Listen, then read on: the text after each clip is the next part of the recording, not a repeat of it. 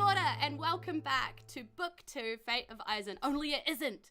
Or is it? Have I got new players? No, I haven't. I mean, I have these players, but that you see before you, these beautiful faces, and we will be introducing them. But first, thank you for joining us here on the Fate of Isen Book 2 live stream. Usually, we're a D&D 5e podcast made by a bunch of comedians from Wellington, Whanganui, Aotearoa, Aotearoa, New Zealand. But this week is different because this week is KiwiRPG Week. And in KiwiRPG Week, o kia mu whakatau o Aotearoa, which means literally tabletop role-playing from Aotearoa, New Zealand. So very, very cool. We're sharing a whole lot of cool content in and around that's local RPG. So things that you can do yourself if you wanted to and support people in New Zealand, creators, gamers, just fellow cool people. So I wanted to talk to you about some of my favorite people that I've met during my time playing RPGs here in Aotearoa, New Zealand. And some of these people are not even in Whanganui, Aotearoa, Wellington. Some of these people are from very far. So these are my favorites. These people that you see before you actually play a game with me every Thursday, and we play through my DM for Hire service Questbook. So that's how we came to know each other, really. And we've been playing together now for quite a long time. So we've gotten to be pretty good mates as we've been playing along and playing through and living each other's lives. And some of us have even met in person and hugged, and like it was kind of cool. So I really wanted to bring them on today. Cool. I'm very excited.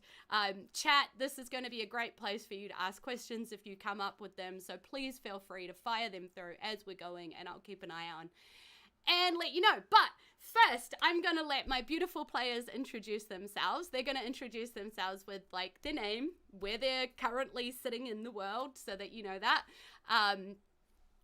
like why they're here, why they agreed to this stupidness today that you see in front of you, and then maybe a little bit about their character as well. So, but we'll get more to character stuff later, but they might introduce themselves with their character as well. So, who wants to go first? We didn't talk about that. Yay, improv. Okay, go, Artem. I'll go first. Hi everyone, I'm Artem. I'm currently in Auckland, and I was at the very start of this campaign with Julz that I came across at this point, 2 years ago. I play a heavy metal cleric, quite literally, by the name of a Brooder. Nice. All right, who's next? I'll go next. I'm Nick. I also joined right at the very beginning. I was born in, grew up in, and was living in Christchurch, New Zealand. But during the course of this campaign, I have moved to the Isle of Wight, England. So I now play from the other side of the world. So what time is it right now, by the way? I'm interrupting. 20 to 9 in the morning. 20 to so 9 it's pretty in the morning. small. Yeah. After a brief adventure with a character that I didn't really get on with, I play Rill, a water genasi druid, who is moderately unfamiliar with dry land, having spent most of his life underwater. Yep. And genders, and pants. Yeah. Not really familiar with either of those two concepts. Genders keep changing without warning. I'm not quite sure why, but kind of leaning into it. And pants, Rill has learned that other people expect pants. Very fun. All right, who's next? I can't wait to get more into that. But yes, who's next? I'll go next if we're going in the order. My name is Jack. I am also in Auckland currently. I joined about third or fourth out of the group of people. I joined a couple of months in when we were all around level 3. And I play a human barbarian known as Njal the Tempest. Yes. Who's quite a lot of fun. Doesn't really say much, although he always finds a way to say something. Yeah, that's true. Accurate. Good way to describe him. Yeah, he says a lot with a look and a puff of a cigarette. Yes, perfect. Can't wait to get into all of these characters and talk about why. All right, but last and not least, and double on the screen, 2 people. Take it away. Yeah, we get a bonus guest today. I'm Ebbe. I joined the game just under a year ago. And yeah, we've had kind of comings and goings since then, but yeah, it's just been a really nice group to play with. I kind of randomly came to it, and I really liked how it was described on Questbook, and I liked Julz's whole vibe, so yeah, it was great. So I showed up and never left. And this is Anissa. You want to say hi? Hi. But I'm a sorcerer level 1. I'm a tiefling. My background is noble, and my name is Vine Spiky Floral. Oh my goodness. So Anissa has really gotten into D&D with me also being into D&D. Almost every night. And Kind of gone to sleep with it. So anyway, you will also see my dogs in the background. So it's a whole party. Yes. The dogs already have been mentioned on chat. I think people are going to want to know what names are, so we better introduce. No worries, definitely. Yep. And I play Torji, who is a forest gnome rogue, who is very old. He's about 200 years old, but kind of young at heart and kind of finding himself. So, yeah. Yeah, and these are my players. As they have mentioned, people have come and gone during the time. It has been a long time. 2.5 years, closing on 3. We're hoping to finish the campaign before we get to 3. And maybe choose another one. Who knows? It has been a long time. So people can't always commit to that long, and life changes and things happen. And so we've seen a few players come and go, but each of them have added to the campaign along the way and really left a presence behind them. So it's been very cool and very awesome. So let's talk about the game. I know that the only thing I've really said, even out there advertising this on Twitch as we went live, is that we are playing Ghosts of Saltmarsh. But did you guys want to describe, because I know what the book says about it, but did you guys want to describe it for like how it feels to you? What kind of a game is it? Chills. Just chills. There is a lot of chills. Yes. There's a lot of. Wasn't there like 2 of them or 3, but they just left quite an impression? I don't know, but like it's the enemy that just keeps coming back. Like not even the Sahurgan, it's the chills. It's the chills for me. That's true, actually. That's fair. The family chills. Yeah, family chills. Look, it's close to my name, okay? I'm a fan. It's the sub name of the. Yeah, so yeah, there has been quite a lot of tentacly type creatures because we're right near the ocean. And we obviously are diving into that water, but maybe not as much as you expected. I don't know. Like, have you been under the water as much as you expected? I mean, I know Rill has. Maybe not. Like, but you know, my character is very comfortable under the water, and you sort of expect that with a campaign like this, most people will create characters that are comfortable with the water, but it's difficult to run a D&D campaign entirely submerged, so I'm not totally surprised. Yeah. I mean, there is multiple places where you guys have picked up water breathing potions. I think to the point where you have like 10 in your bag right now that you don't even need. Yeah.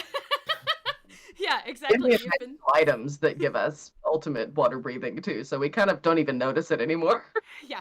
Nope. Yeah. A little bit of hard to swing a weapon under the water, but that's about it, really. Yeah, which has been kind of fun, actually, to be able to go to a different place and not have it be too much of a struggle. Because I feel like sometimes when it's too much struggle, it's not fun anymore.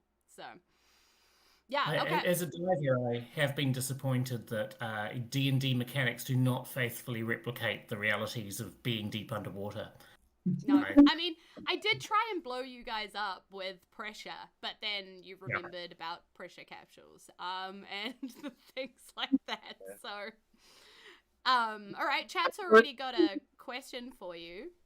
Was this the first D&D game you ever played, or was this like an extension of your D&D journey?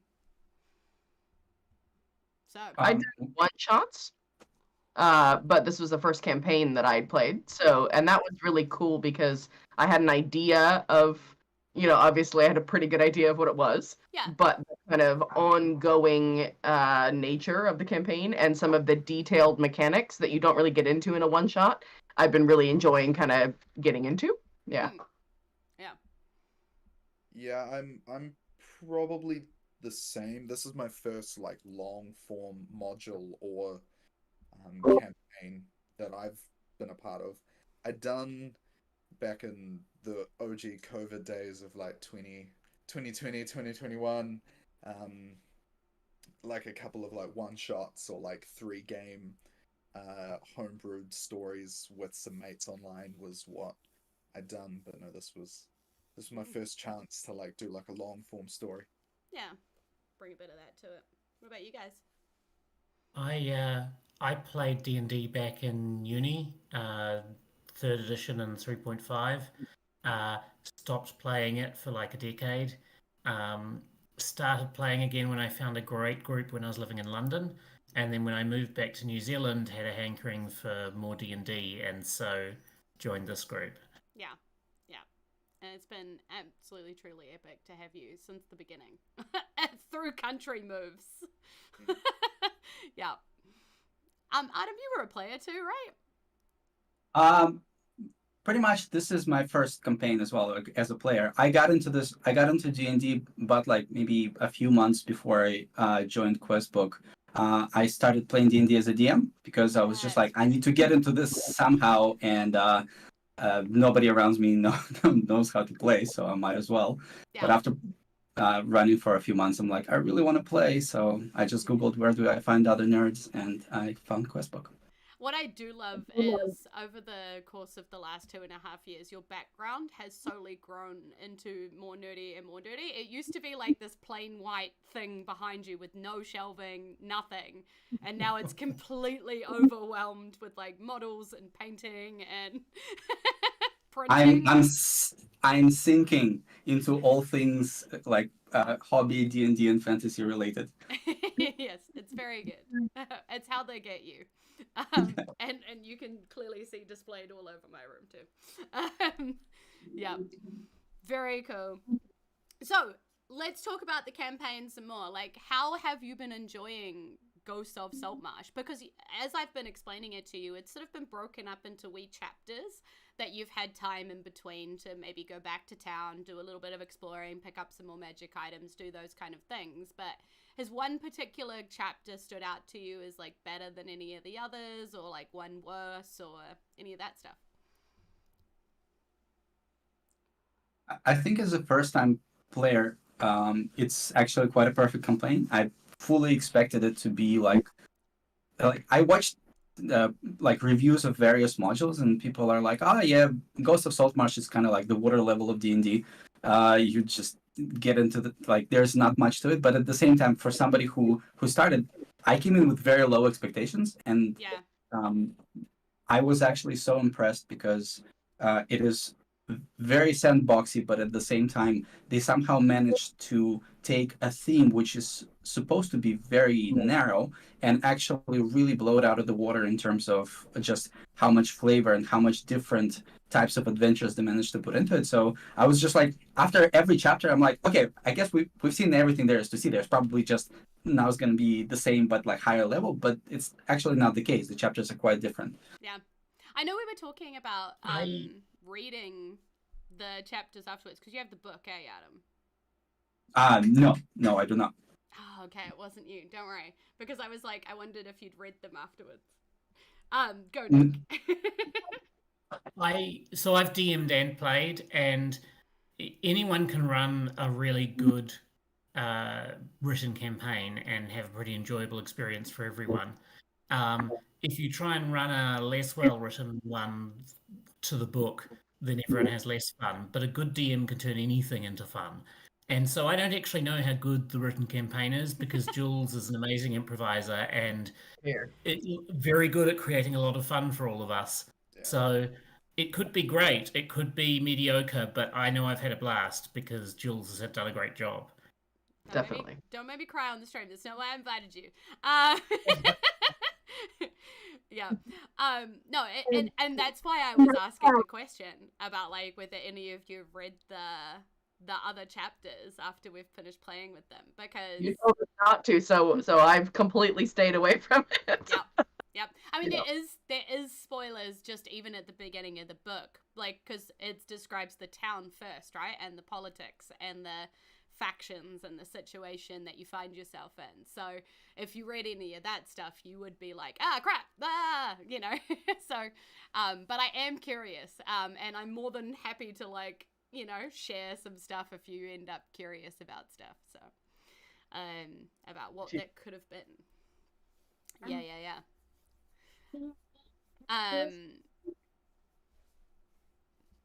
I'm listening. It just makes it so interesting. And every night I come and watch D&D.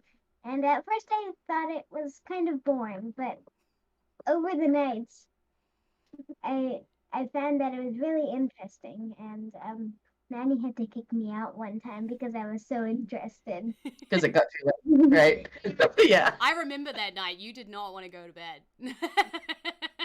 But you were wearing the amazing onesie, so I also remember that. Yeah. Actually, that's true, actually. I have noticed you been like, nope, and then there was a little bit more loitering on the couch, and then a little bit more loitering on the couch. Like, it's been very cool watching you get interested. Yeah. Very, very cool. So favorite chapters? Bad chapters? The infiltrating the Lizardfolk fortress still sticks in my mind. I'm not sure why, but it was fun. It was different, yeah. Yeah, and in fact, then the one like infiltrating the Sahurgan fortress underwater was, you know, I guess infiltrating seems to be my takeaway here. Yes. I think for me it's the ghost ship. Oh yeah. There's something about the ghost ship that really stuck with me because it was like it was established that we were going to like find this thing within the ship, and it just from the get-go you see it. Like I remember going, all right, cool, we're gonna be fighting ghosts. We gotta prepare for ghosts. There wasn't a single ghost in there, and it was Spider Central. It was Spider Central. It was like Demon Central, and this, and the whole mission of us trying to get this chest out of the. I was like, is that why it stayed with you? Because that chest was a real pain in the butt. But it was the combination of us just trying to get this chest up, Rill turning into a giant octopus and realizing that land is not good for a giant octopus. This massive chaotic fight on the deck while we're trying to like wedge this chest through a door, and then the ship just gets flipped and the chest goes flying into the water. Bruder goes in the opposite direction and he's got to like dive underneath the ship. I still remember all of this. Like, it was insane. Yeah. And then after all of that, the chest starts sinking and you nearly lose it. Yeah. And if it wasn't for good old barbarian rage and strength, it was going down. Yeah, that's true. Yeah, I mean, some of the things that they offer in this book are very cinematic. You know, there's these really beautiful moments of crazy amounts of action, and I'm glad that like some of those moments I've portrayed well enough to stay with you, because the book does a really good job of setting them up, and then it's all about what you can do with it. There's not a lot of images in the book to use as a DM, so you've really got to set it yourself. The images that they do have are very powerful. Like that image of that ghost ship that I could post when you finally see it, you know? Oh, and with the rise of AI image generation, of course, we've been making our own. That is true. That's That been is so fun. Yeah. Yep. Yep. And some of the images are so fantastic. They just really, really are. Yeah, it's been very fun to like visually capture what you guys are taking away from each of the games. And I should explain that actually. So one of the things I get my players to do at the end of every session is to sum up their session in, it used to be a word which would capture their takeaway from the session. But then I mentioned that you could use like a GIF or a meme, or I think somebody asked me, I don't remember how it came about, honestly, it was so long ago. And now images are just kind of standard. Everybody's takeaways from the sessions are some kind of image, GIF, meme, reference to, you know, something crazy, or a piece of AI art they made that sums up the session for them. It's very, very cool. So I've got this like running visual library which captures feelings and emotions based on every session. And I just flick through it sometimes when I'm sad to remind myself about how much fun we have in the sessions. So yeah, you guys did that. So, you know, congrats to you guys for capturing all of this happy emotion, this crazy good time. Yeah. I think my favorite mental image, and probably one of my favorite AI images that I generated, was we were in, I forget what it was called. We were on an island that was an old monastery garrison, and you know, doing a bunch of fighting. Well, and actually, first of all, maybe this is skipping ahead to my favorite moment, but Rill did this amazing cow pyramid. Oh, the cow pyramid. Yeah, Shield. so for Big context, shield. there was a rickety floor that we knew we had to tread carefully on, and the time came when we wanted to get rid of it. And as a druid, I could summon animals, and cows are low CR, so you can summon a lot of them. So I summoned like a cheerleader pyramid of cows on top of a floor that was ripe to collapse. It was so good. It was so, yeah. Sorry, that was a tangent, but I think that whole monastery area and fight, we were fighting on the second level on this balcony, and we destroyed a set of stairs, and so we had this sort of very, at least in my head, very atmospheric kind of monastery with destroyed, crumbling blocks everywhere, and it was just the kind of thing that I think DALL-E AI loves to create, you know, with the sort of like, you know, sunlight streaming down and 100%. people fighting, and it was just very, very cool. Yeah, 100%. Some of those images, yeah, really well sum up those fights, those crazy times that we were having. If I was smarter, I could grab them. Oh, look, here we go. Can I do this? Wasn't there one of them that was just Yeah, a look. blood-spattered room with just a cow? Yes. So this was one of the AI images that we made based on one of our sessions. So it was very fun. Yeah. I think one of my other favorite stupid moments was when we were sailing to a new town and we see the scene of this injured person on a cliffside and somebody like tending to them. So, having recently acquired a helm of teleport, I zap out, grab them, and zap back, only to discover that it's a very dead person, and like, was it a harpy, like feeding on him? It wasn't And I just just a teleported harpy. them It was straight back to our boat. it was a harpy matriarch. Right, yeah. Who So everyone's like, "Oh, great, thanks for that." You were like, "I'll just go get the injured person." Yeah. Yeah, and great. the person who's helping them. Yeah. It was so good. I was like, well, that solves the problem as to how I'm going to kill you on the boat, I guess. Great. Whoa. Very good. Very good. Okay. So, your characters, how did they come about? Oh, no, wait. I've got a really good question from chat that somebody asked me. So, I think it was Steffi James. So, how do paid games, in your experience, differ from like free-to-play games, like games that you would play with your mates and stuff like that? Why are you here paying, I guess, is what they're asking. People show up to paid games Yeah. all the time. It's Yeah. insane. Like every Everyone's Thursday, so reliable. people are just here. No more Well, and fighting the I think schedule. I really appreciated it as a player who I don't really have a coherent group of people that around me that all like to play D&D, even though I do. And so, like, trying to get together, first of all, enough people, but then enough people who are generally available at the same time, just impossible. And then trying to find a DM, like, nah, that just felt insurmountable to me. So just being able to go, cool, I can sign up to this game and meet a lot of cool people and have an amazing DM, and it's just there, like, it's such a privilege. Yeah.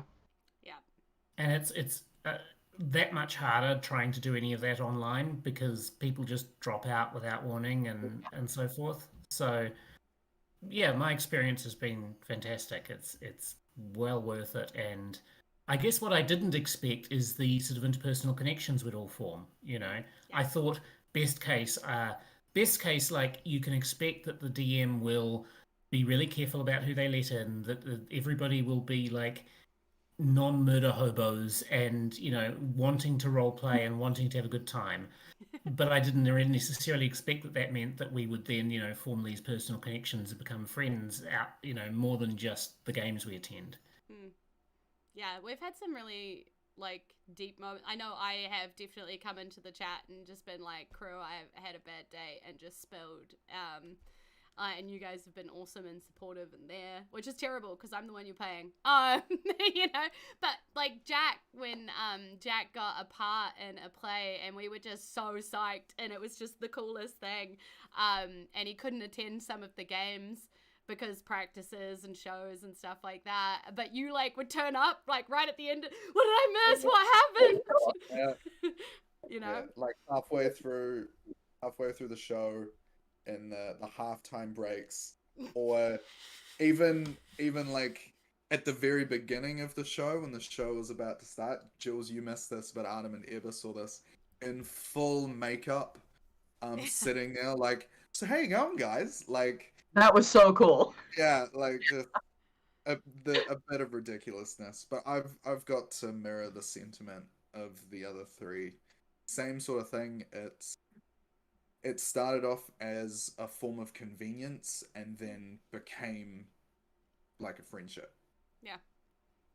Yep, 100%.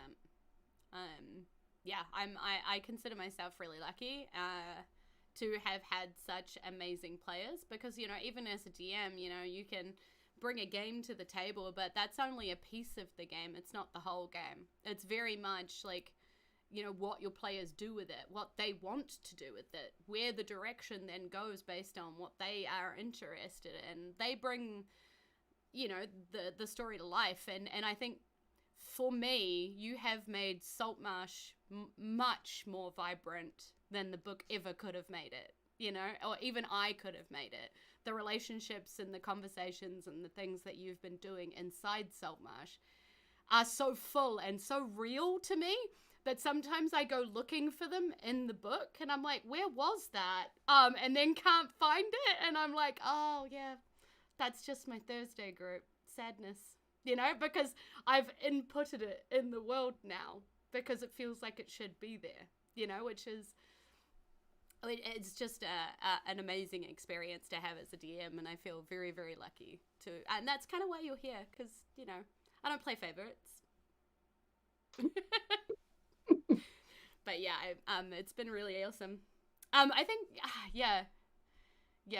In terms of, for me too, DMing, never having to worry about whether my players are turning up, that's kind of cool. Like, I could set up a game and like plan for it and then not be like, oh, can't come, can't be bothered. Oh, forgot about it, And you're like, oh, okay, don't worry about it. I've only set my entire dining room table up, but it's fine, It's just none of that. So it's kind of cool the other way too. Yeah, and so, I can't wait for you guys to read Saltmarsh. You're gonna crack up. It's gonna turn out to be that like Saltmarsh is just supposed to be entirely different from the way that we play it, and there's something wrong. Yeah, I won't recognize. No, I mean, like, The world is still exactly as you find it. The trash pandas aren't there though. Is They were Dimitri important. there, though? Is what? Is Dimitri there though? Yes, sort of. Not by that name, I think, right? But That name, yes. Okay, But we have so to say what it is. so he's not. Where he is in Saltmarsh in the book. He is a piece of a puzzle that you didn't find elsewhere that I wanted to keep. So, yeah, so he still exists in the book, but you'll have to search for him to find him. Yeah. Yeah, and Hannah, obviously. Hannah, like, let's talk about Hannah. Hannah, owns a tavern. Yes. That's about it. Yeah. But you know, like some of these NPCs have become insanely real to me. Dimitri isn't a trash panda. Oh my god. Okay. Born to Mellow, thank you for that question though. Dimitri is a NPC we came across recently. They don't actually technically know what Dimitri is because while he did invite them inside, they weren't quite tempted enough to go in there. And then he also sort of told them that was probably good. They probably shouldn't come inside his wee room in the basement of an asylum, which has spells on it. It's probably fine though. It's all good. It's all And he's good. very, very old and knows too much and is a little bit creepy and like weirdly nice, but maybe not nice. Yeah, I'm sure Yeah. it's fine. He seems like he's on a diet, and if we were to come in, maybe he would break the diet, and that just wouldn't be nice of us. He is on a diet of rats. He's okay with that. Yeah. And trash pandas. Who wants to explain trash pandas and how that started?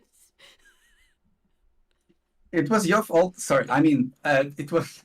You mentioned it in passing. I think you're like, "Hey, here's a bunch of here's a notice board with things," and yeah, it's like somebody's stealing trash or something, and we have like world-ending events, and somebody's stealing trash, and obviously this is where our attention went, and There's Yeah. one constant about D&D, it's that the players will focus in laser detail on some insignificant like mention in passing and then extract every iota of value out of it.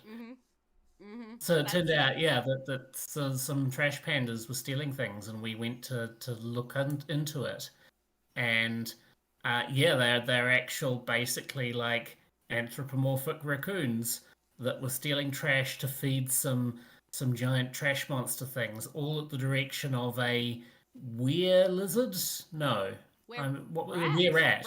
Sorry, yes. Yeah. I was so gutted I missed that little story. I was so excited. Who was to hear about collecting like toenail clippings and hair and stuff from the trash in order to control the population of Saltmarsh, which I've got to say is actually on a scale of insanity for evil genius plots. It's actually pretty good, you know. It totally fits with what we know people could do in D&D. Yep. And that all came about, ladies and gentlemen, because of a rumor table that consists inside Ghosts of Saltmarsh, which is a 1 to 10 rumor table. One of those rumors just says something is stealing the trash. Full stop. No explanation. And I'm like, okay, that's what they rolled. So they rolled that rumor on a chart, and then I had to make up something.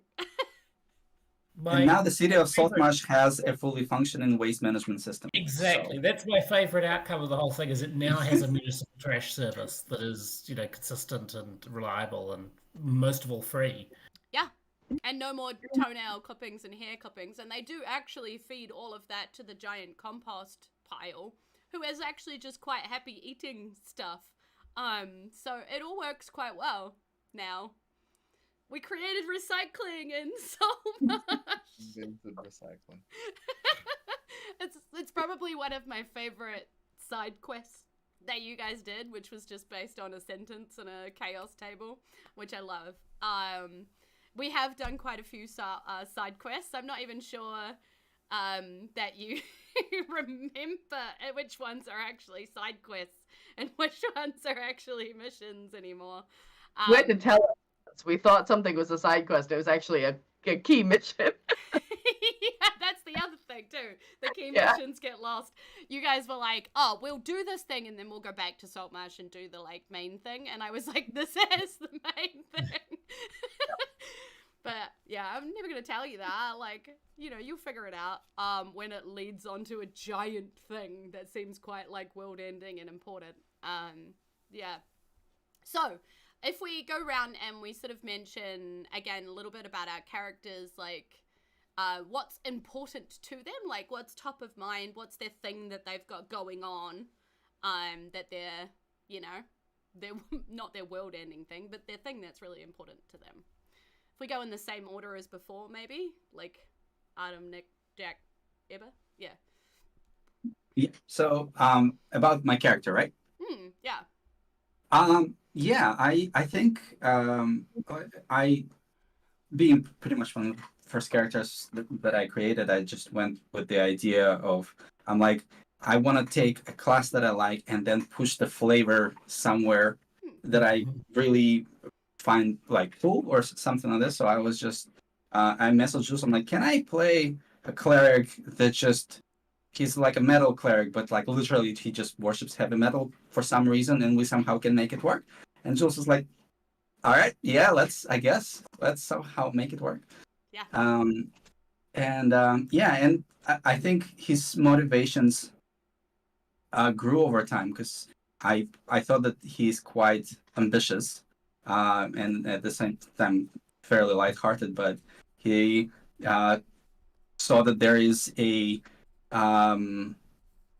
forest that looks very evil, so he's like, and which is apparently an important landmark in the world of Greyhawk, and he's like, it's an evil forest, let's destroy it like completely. This seems like a good motivation. Makes sense, yeah.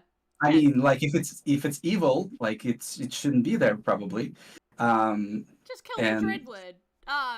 Throw the Dreadwood out there to any players that have known Greyhawk campaigns for a while. Yeah, just burn it down. I'm sure it'll be fine. Yeah, Bruder doesn't know that it's, you know, he just thinks it's a thing to clear out. He was gonna go there at level 3, but Jules was like, maybe. I was like, maybe not the best. But yeah, and now he's in a massive discovery. 2 years into the campaign, he finally figured out who his god is, and there's been a lot of growth, which I'm very happy about. That what started off as a bit of a like I wanted a character that seems like a meme, but will actually have enough depth and heart to become a very real person, and I feel like throughout the campaign, that's exactly what I got. Yep, pretty much. And it's been really fun actually to play around with the concept of Brooder, you know, because Brooder is a very fun idea, being that he's just this crazy, you know, metal forge cleric or whatever that decided to pray to, you know, the metal gods. And of course, when you said that, I was like, yes, I can make this work. Yes. And I had no idea what we were going to do or what we were going to make it look like, but this was kind of the image that we came up with for Brooder initially. I don't actually have the new ones, folks, so we're just going with the old ones. But yeah, it was very fun to come up with that idea. And when you put it to me, I was like, I have no idea how this is going to work. But we'll figure it out. There isn't a heavy metal god, but there is now. Yeah, so Brooder had an incident where he actually decided to pray because things were bad. He never prayed until that point. He's heard that that's what clerics are supposed to do in dire moments, and the moment seemed really dire. Yeah, and in praying finally met his god, and it was kind of a great moment of all of the thoughts and the memes that I had in my head and putting them all together and seeing how they worked. So Brooder got some massive life-changing news about the fact that his family were also basically supporters he's not quite sure clerics, but like supporters of this god. And there was a war, and a lot of them died in defense or protection of their god, and now the god is quieter than he once was, and he's sort of put Bruder in charge of the war, the ongoing efforts to make sure he doesn't die. So Yeah, he likes Bruder really likes a big task and a tall order, so he's like, oh yeah, sure, not a problem, I'm on it. So it's You're basically bearing the lead here a little. Yeah. Because he met his god, who apparently owes him a favor. Yes.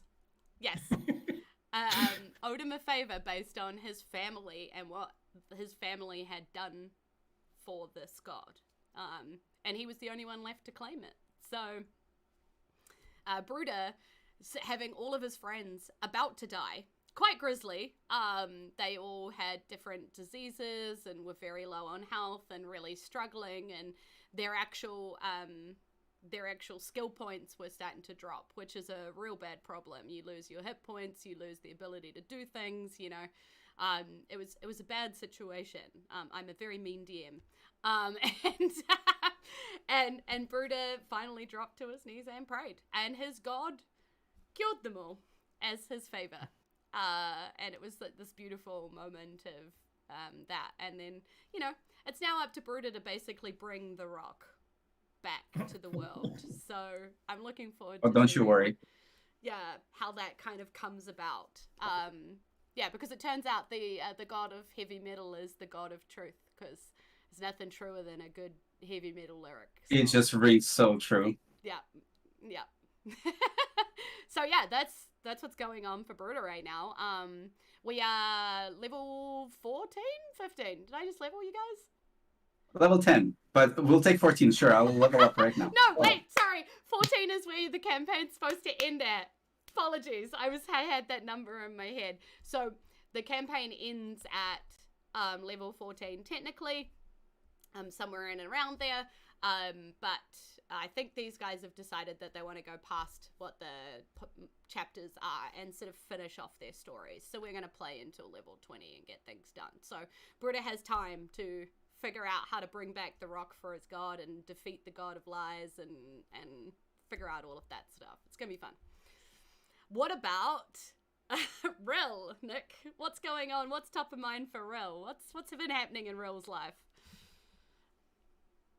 It's like, to start from the same point as Bruder did, as Artem did, I quite like druids, and I wanted to play a character with a strong connection to the sea, and so I thought a druid whose grove is underwater and who mostly, you know, lives in the sea was an interesting take on that. You know, like, there's no reason a druid can't be an aquatic one, you know, druid. And so Rill has a suitably tragic backstory with, you know, no apparent father and a mother who disappeared at sea and so on and so forth. I know. You know, he's been having an interesting time after spending probably a decade or more just tending his grove in solitude, to see something alarming enough to bring him back to shore, and then to meet these people and start trying to, like, fix things. And now he's been sucked into the whole world above the waves. But he's been learning that maybe his past isn't everything he thought it was, that you know, maybe his mum was more than just a fisherwoman who went out and got caught in a storm. Maybe his dad is, you know, still around, maybe. And, you know, that his mum was definitely up to some weird sort of superhero shit. Yes. Or something along those lines. And sort of at the same time has two more or less like foster siblings who were left alone as well, and he's trying to sort of do right by them. And he's recently, having leveled up, he's learned scrying and divination, and so is starting to try and put those to use to learn a little bit more about his history and what the hell is going on. Yeah. And we're not even really sure what it is that Rill has seen, right? It's happened again and again. There was something that he saw in real life, and then there was something he saw in, like, vision, and then there was something he saw in a death-like state. Do you want to talk about the death-like state at all? Because I think you terrified the entire party when you did this. I did. That was So we had a very close call where it was nearly a complete party wipe. And while Rill was dying, he had this vision of his mum. And it sort of rung true as like an actual thing. And then he got pulled back from the brink and back to life. And he's like, well, clearly I need to research this further. So he snuck out one morning to a very high cliff, used his abilities to summon a sea hag, and then instructed the sea hag to like first frighten him and then use her power on him to kill him, whereupon he fell off the cliff, hit the bottom, failed 2 death saving throws or something like that, and kind of got what he wanted in terms of like a near-death experience, vision, etc. Only it was much scarier than anticipated, and like was made pretty clear that like, yeah, just because you're basically dead doesn't mean nothing can hurt you. So and really pissed off really pissed off Niall by dragooning him into like being the one to find him and revive him to make sure that he didn't actually die. Yeah, you gave y'all some trauma, man. Yeah. Yes. Yeah. Even for a Yeah, barbarian. I arranged things so that Niall would arrive just in time to see me fall off the cliff and know that he had to get there in time. And I was supposed to like time it, so I had like just under a minute for him to get there. So I had as much like near-death experience as possible, and he'd still be able to bring me back. Didn't work out quite like that, and also he was understandably pretty pissed. And was like, you know, if you want to engage in some edging, maybe you could let me know ahead of time rather than like, you know, traumatizing me like that. Because I'm pretty sure he brought you back and then punched you again, didn't he? Yeah. Yes, he did. I brought him back, and then as he was like getting to stand up, I slapped him across the face. That's right. Yeah, because the problem was Nick had messaged me as the DM because great respect for the DM, didn't completely drop it on me, but also terrible, terrible because he just messaged me out of the blue going, hey, is there a cliff in town with like rocks underneath it that I could fall maybe about this many feet? Because he'd already done the math, right, of how many like points of damage he needed to receive. So I was like, yeah, I guess it would be here, just out of town, like this, that. And he was like, yeah, great, thanks. And then I'm like, why? Like, hang on, back up. Why are you asking me about a high cliff? So yeah, it was very funny. It was letting me in on the secret a little, but even I didn't know how it was going to play out, right? Like, because, you know, everybody could have just been like, screw that, I don't know what this message means, and we could have died. So it would have been pretty funny, but obviously we're a very yes and group, and so obviously we were never going to do that to you. But yeah, we play really well as a team, and we back each other in that moment, and it was an awesome dramatic moment of like Rill going deeper into death and trying desperately to see what was happening, you know, and then not being able to get the whole story and just getting more mystery and getting pulled away again before he, you know, it was awesome. It was a very cool moment. Again, one of those moments that'll stay with me again.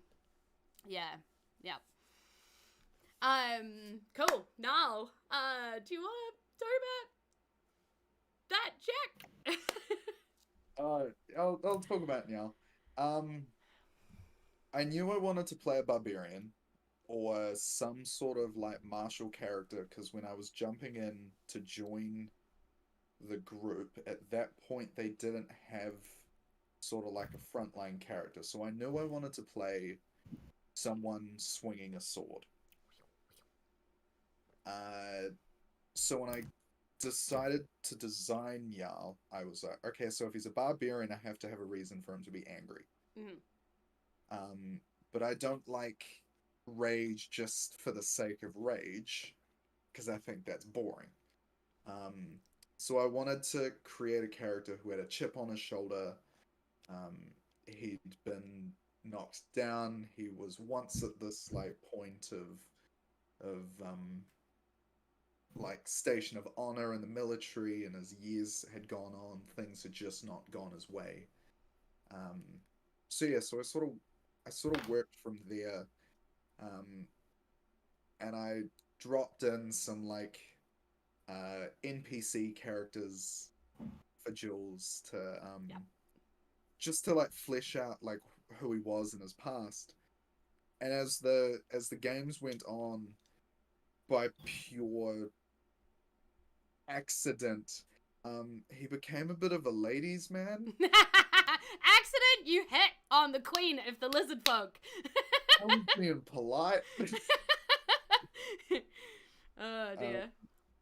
And like this character with like really bad charisma got stuck flirting with a queen, got stuck in a love triangle at a ball. Yep. That was I had very to fun roll- for me to play. Yeah, I had to role play flirting with Julz pretending to be two different women. And trying not One of to them totally had a voice, okay? and trying really hard not to offend one, but let the other one down easily. Like it was, I still remember that game, and I'm just like, my character's meant to kill things, and now he has to flirt and be charming, and it's just going terribly. Yep. It was pretty fun, actually. I'm not sure either of the girls got out well in that night, No. particularly. Yeah. No one did. Yeah. But Yeah, one of them but just- is okay with adversity. Yeah. But just sort of seeing if a character who has that sort of chip on their shoulder can be sort of redeemed and brought back from that point of, well, everything sucks.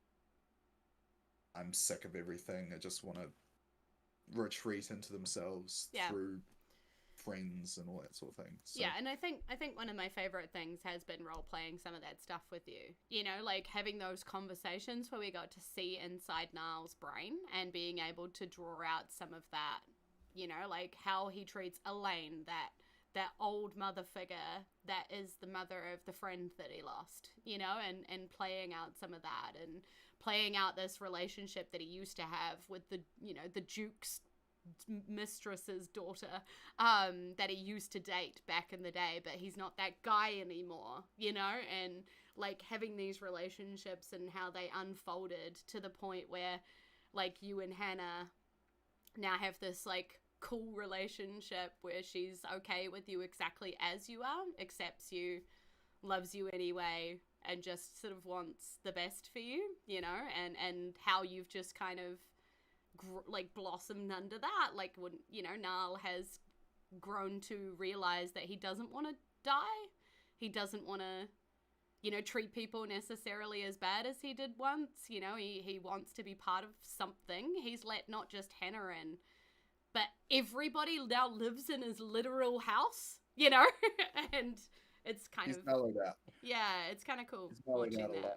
Yeah, it's just been fun. So I'm gonna be sad to see him go. Yeah. Jack has a amazing part as a lead in a show coming up, and sadly those things clash with our game. So he's gonna be leaving us, not because he wants to, but because he has to. Because go chase that dream, you know. Yeah. All right. We have one more player in this amazing game, and I would love to know how you see Torgi's journey so far and what you've got hoped for him and what's top of Torgi's mind.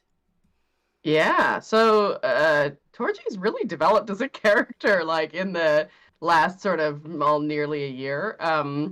He is so he started out, so he's from Silverstand, so kind of like a small little community, very kind of tight knit. But when he was much younger, he had a death in the family and just sort of started running, you know, kind of just kept on traveling and kind of became a sort of a bit of an Epicurean, you know, he was just kind of don't really care about anything. I'm just going to kind of go from town to town and explore and kind of purposely not care. So he joined the group because he had heard there was a shipment of cheese coming in. to to Saltmarsh, and he just wanted to out. And then they were like, "Oh well, yeah, come with us and come help us on this adventure." And he's like, "Sure, sounds interesting." And then the whole group had a bit of a near-death experience, where he had this sort of he saw the adult daughter that he had lost, and it's kind of this mystery of like what happened and everything. But he kind of saw her and kind of was like, "Holy, I really need to actually like kind of do something with my life now. It's time to stop running. I'm already an old man kind of thing. Like, I don't want to waste any more time." So he's kind of gone now, and at the same time, I think probably because of that experience, has started to feel more and more kind of connected to the group, or kind of going, "Yeah, actually, I'm not just gonna run off, as a character." Yeah, so I think he's really kind of developed in his own way, and it's kind of been surprising to me as the player, because I've kind of just like taken it piece by piece and kind of been like, "What would he do now? What would he do now?" And I hadn't really planned. Well, I have some things planned, but yeah, you know what I mean? Like, you just kind of develop it. You're like, "Oh, okay, I guess he would do this. Great." Yeah, so he's this kind of interesting character where he still has kind of a lot to resolve and to deal with that, and I think we're gonna come to that as we go. But yeah, he's still kind of getting to know the group more. Oh, there you go. Yep. I also put the pictures in our other chat, by the way. Yeah, so he's he's kind of been very sort of kind of happy-go-lucky for a long time, and now he's kind of like, "Okay, actually, I'm gonna actually be a bit serious." Yeah, he's a rogue, so he can't not be too serious. So it's quite fun to play, being a little bit impulsive, and yeah. And it's been fun. Like, I know there's not been a lot of movement necessarily on the finding out what happened. Mm-hmm. But there has been a lot of examples of all these different diseases, illnesses, all of these things going on that the characters have been exposed to that will, that highlight that all the time. And I'm hoping you're seeing that. So that there's, this constant element of disease and illness and things running through. So Torji's search is ever continuing to find the thing. Yeah. Just in the corner there of the Twitch stream, by the way, crew, you can see Niall's character. I did find the tokens. So yeah, Niall obviously looking like this Nordic hulking barb. Yeah. Nordic Jason Momoa. Yeah, like Nordic Jason Momoa. Yeah, absolutely. And I was just looking for my cute Rill. I love Rill's little face. He's so adorable. And you'll all agree with me, chat, as soon as I get him up. Look at how adorable he is. We have to make it bigger. Yeah, it's so cute. Yeah, he's uber cute. I like that. Really, I now cannot unsee that he looks like the logo of Questbook. He does. Yeah, I didn't notice that until now. Oh, look at them side by side. Yeah, look. That's very cute. It's his sister. That's very cute. Okay. Cool. Well, we've talked about characters. We've talked about favorite memories. Do you want to tell the people out there? I'm not always that good. I do mean things to you. What's your favorite or your least favorite thing that I've ever done to you guys as players? I think the most grown was where we had to plug a hole, and we had some oil of slipperiness. Yeah. I mean, it was just like, what? Yeah, it was a whole thing, and there was lots of plugs and lots of lubrication, and yeah. You know, I didn't plan that, but as soon as you pointed it out, I couldn't unsee it. So I just kept really digging in there, you know? Yeah. That's right. That was going to be my favorite There moment. was no innuendo there. There was absolutely no puns. It's also a great example of how players will completely miss the obvious, because we had this we had sovereign glue, and we knew we needed to use that, and we were like, well, how do we avoid getting our hands stuck together permanently by when we're using the glue? And we're like, oh, it's okay, we'll just summon something and tell it to do it for us, and then it'll get stuck there, and who cares? Yeah. And afterwards, Jules is like, you had that oil that you would spend half the session talking about that is so slippery, nothing could stick to it, right? And they were like, yeah, at me. What's your point? This great moment of, because I was like, oh, like they already mentioned it. I don't even have to go and do the DM thing where it's like, I don't know, maybe look in your inventory to see if you have something helpful, because you'd already brought it up, and I was like, oh, they've nailed it. Like, this is way too easy. I thought this was like going to be an actual puzzle, but yeah. What I love is the guy you summoned, you just told to not only stick down the thing, and he got glue stuck to his hands and he kind of got stuck there, but then you also told him to like bring down the rocks on top of him, so you just left him there stuck with rubble. Yeah. It was very fun. I think yeah, my least favorite was when you almost murdered us all in the Sahuagin fortress. That was a close call. Honestly, Yeah. I disagree. I think the epicness of that ending was like, I was like, I was content. Me personally, that if that was how our characters were going out, I was okay with it, because I so was like, it's gotta end anytime soon. They're coming in after us. Yep. Surely it's soon. Yep. And I had a countdown, right, going in the background. That's why I was counting rounds, because I knew how many rounds it was going to take them before they not only got there, but got to where you were. That was the crucial part. Yeah. Had you not unlocked the door, had you not disabled the traps, they might not have made it, because you had to have done all of the stuff so that it only took them that much to get through to you. And I was sweating that game, because I was like, they're all going down. And it's supposed to be hard, right? That particular piece of the chapter is an optional extra. So you can stop after having scouted the lair and gone back to the Ghosts of Saltmarsh Council and told them, gone back to the Saltmarsh Council and told them what you found. You can just let somebody else deal with it. But you guys wanted to be the A-team, the distraction key, the ones who started it all, which is brilliant, because heroes always should. But you did call down the wrath of an entire Sahuagin lair upon you. And you were not quiet. And you did not do anything to stop them still coming. And there was hundreds of Sahuagin in there. We did what we could to stop them, but that was limited.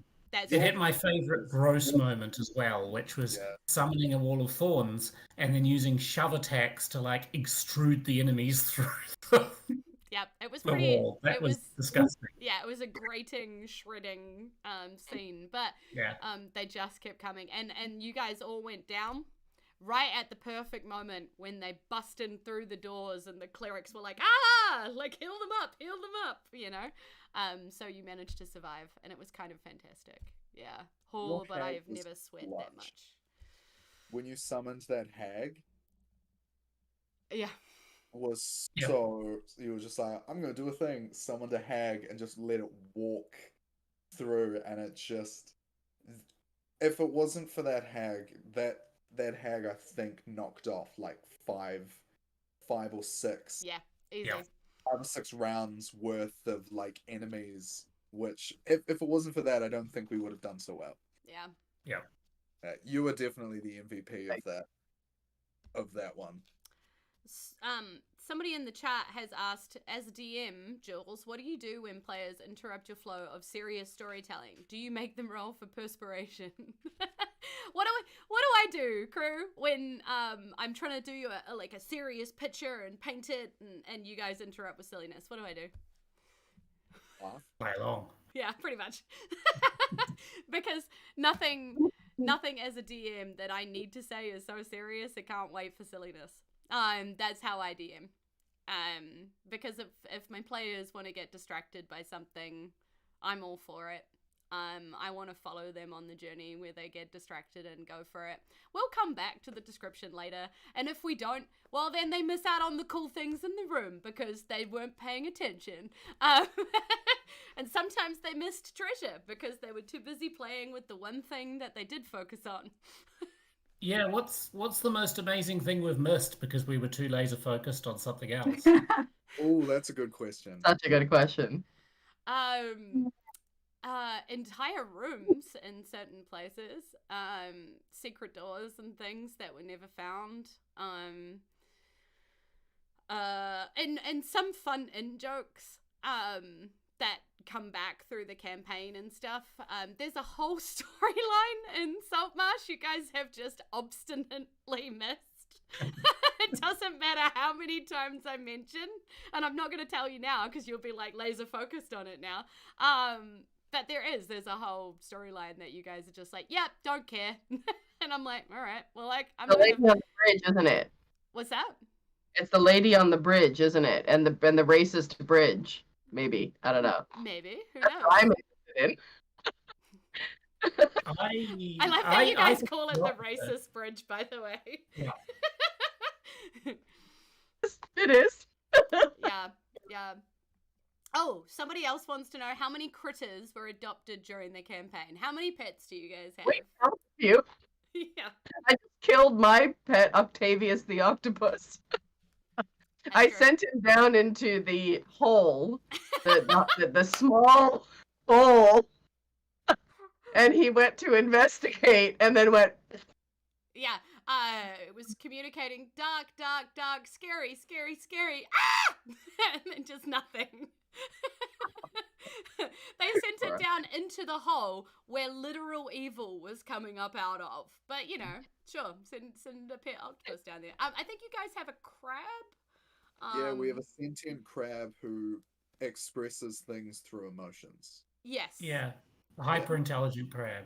Yeah. Yes. Your house, y'all. Yeah, he's that's- hanging around by your house. That's Shen the lobster. Mm. Yeah, Shen the lobster, that you rescued from the Sahuagin lair. Absolutely. He was a fighting lobster, but he's just a lover, not a fighter. He didn't really want to do that. Yeah, but he expresses himself through emotion, which is very fun. We have the sword named Sword. Yeah, it's a dancing sword. Yes. Sword is the best pet. Thord. Thought, yes. Yep. He was found in a side quest, where there is the ruins of a tower in Saltmarsh, or just near Saltmarsh, Xenopus Tower. And Xenopus Tower is like an old, like AD&D maybe, or module. And I thought, you know, it would be really fun to go back and play one of those like original 80s modules, but here. So we kind of side quested into that, and yeah, that was very fun. Yeah. Yep. Did you guys meet Barnacle Bess? I don't think you did. I think that might be the Tuesday group. Yeah. Yeah, I don't think so. Yep. So We befriended an undead seagull or something, and I think we gave names to a lot of things that Will summons. I think Yes. from time to time they're very temporary pets. Yes. Virgil's not undead. He's just a very long-lived seagull. Virgil. Yeah. Oh, Yeah. yeah. And the cheerleading cow squad. Yep. They cheerlead now. I always imagine them with pom-poms. I don't know why. Definitely. Well, because they have to. If they can do a pyramid, there has to be one at the top Yep. with pom-poms. Exactly. Yeah, they definitely know how to move it. See, it's that brilliance that I have. Yes. Okay. So, we've got a few questions about like what happens at the end. So Amy Wardart wants to know, with the campaign like drawing to a close and like going to wrap up, do you see you ever continuing with this character like at higher levels? Like we are going to go to higher levels, or are you going to like retire this character to a peaceful life? I'll go first because for a while I've kind of felt like Nyao's sort of adventuring journey is kind of like it's ending. There's been a couple of moments where, because he's, as we were talking about before, he has established a relationship with another character from Saltmarsh, Hannah, who owns the snapping line. And he kind of, there's like this underlying feel of guilt that he's like leaving her to go do this when he could just like settle down and help her run this tavern, and that's kind of all he wants to do now, but he also wants to like look after his friends. So it's this weird like pull factor. But I can very much see that the character would be retired, and because I'm also going away for a bit, if I came back and these guys were still going, I'd probably think about introducing a new character, a new high level character to join them, and let Nyao live in NPC world, as a member of Saltmarsh. As always, a member of the Iron Call. Yeah. Risky missions on short notice. Which is their motto that they came up with for their group. The group's called the Iron Call. Risky missions on short notice is the slogan, which I love. It's very fun. And someone in Saltmarsh made trading cards of us. Yes, that's right. Yes. Yeah. I basically introduced like Pokemon cards, but you guys to the world because you got famous. That's how you know you're famous, when you're on trading cards. Yeah. So what about the rest of you? You're coming with me to level 20, and is then that character will never be seen again, or just retires to a life if they survive? I think the way D&D works with power levels, once you get to like level 20, it gets hard to create meaningful, fun character development and challenges for them. So as much as you enjoy playing with them, it's kind of time to write them out and give them whatever sort of piece you want to give them, Yeah, that makes sense. I think there's a lot still for Torgy. I mean, I think eventually I'll retire him. But yeah, I could still see playing him for a bit longer. Especially with kind of everything that he has yet to find out, and we're kind of finishing out this whole arc.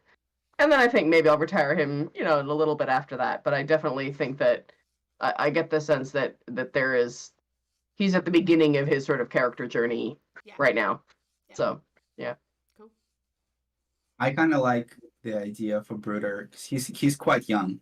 And so for this to be more of an origin story, and then not so much I don't think I would play him myself, but I would happily, if he is to survive until level 20, to perhaps use him as like a force of nature of some sorts in one of my own homebrew things, or to come back something else. But I definitely do not see any peaceful life anywhere in his near future. That's just not his thing. Nope. I think for real it would be going back to tending a probably much expanded grove underwater and being one of those druids who generally quietly keeps to himself and seems pretty harmless until you do something to piss him off or get in the way of like what he's doing. Yeah, steps back up to save the day again. One more their last ride of the Iron Call, Yeah, or just like, he's perfectly fine, but this fisherman is being really annoying by intruding on his grove repeatedly despite being warned off. Snap finger, you're a mouse. Sorry. Who now drowns too. Oh dear. Yeah. And Steffi James, in answer to your question, going past the end of what's written in the module, do you have a module lined up to follow, or will it be homebrew stuff? We're actually going to continue in the world of Saltmarsh.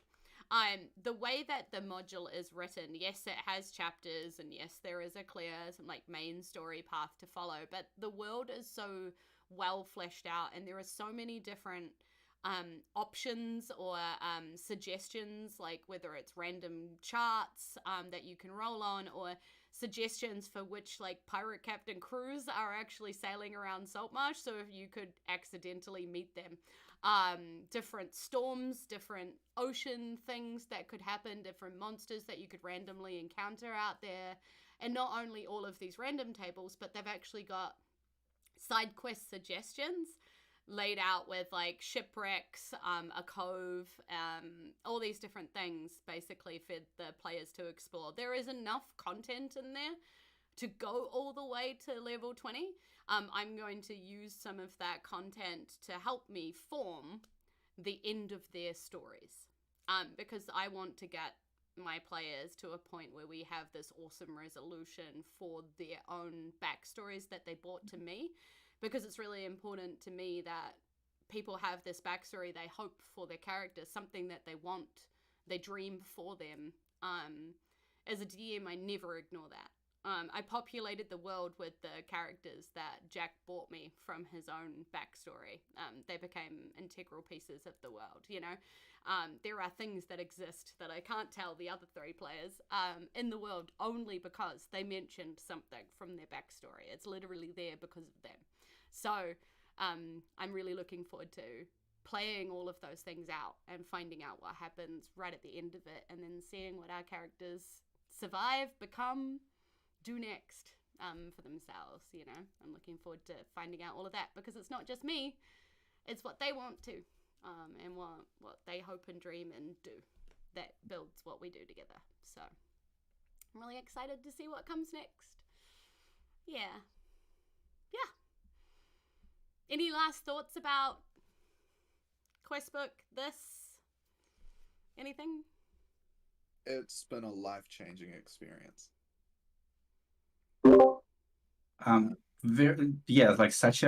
Such a positive I don't know, the impressions that I was like how good can a random online play thing turn out? Turns out pretty good. Yep. Yeah. I look forward to Thursdays all week because Yeah. of this. Yeah. Mm-hmm. The I've had a blast, and I know some people are skeptical of paid DMing, but you wouldn't insist on only reading novels by people who have never been paid to write books. You equally shouldn't have any skepticism towards paid DMs, and it does have the advantage that the person knows what they're doing. Well, at least my sample set of 1, Julz knows what she's doing. And I don't even know all the really rules. cares about all of us having an excellent time. And part of that is making sure that the people in the group are all people who will have an excellent time with each other. And those are all things that can be really hard to come by in D&D. Yeah. I do defend my groups pretty hard, and I have pretty hard suggestions when I get it wrong with the people that I've got it wrong with, that perhaps they're in the wrong place. I defend my people because it's more fun when everybody's having fun together, and that's worth defending. Yep. Cool. Yeah. Yes. The Mojito. Yeah. The last adventure could be very emotional. When we finally get there, we'll definitely be probably having tissues. Yes, and Steffi James, I think Amy has answered that for you. How do we join a Julz game? Questbook, my friend. It's all about Questbook. You can go visit the website, have a look at what we've got on offer. Right now, my campaigns are closed down because both of them are nearing the end. Not a great place for a new person to join into. And I just really want to focus on the players that I have and getting through the end of the story. And then as soon as they're done, closed, and whatever, then it may be open again. But in the meantime, if you feel like bringing me into a game. I do all sorts of stuff. I've done bachelor nights. I have done birthday parties, obviously. I've done kids' birthday parties because I also run Tales of Equestria, which is a My Little Pony roleplay, which is very fun.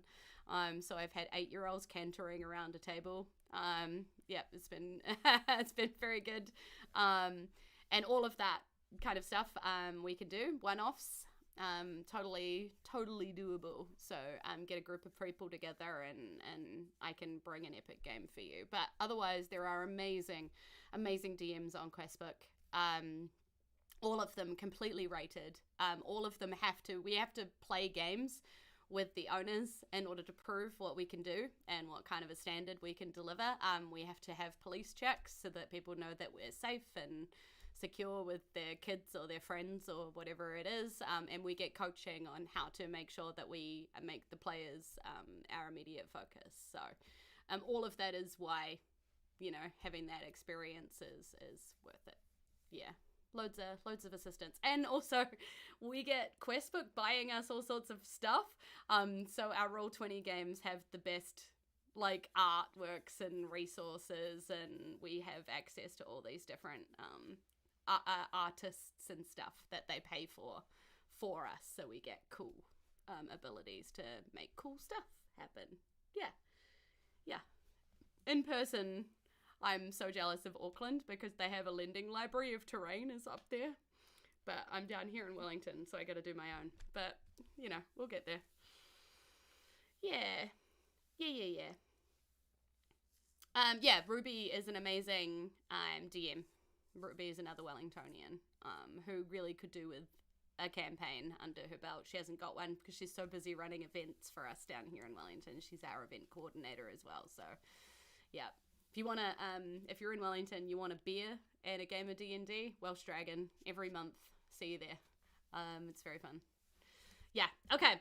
Anyway, I think that's everything. Did we do it, guys? Did we talk about our game? Yeah. We feel good? Yeah. All right. Excellent.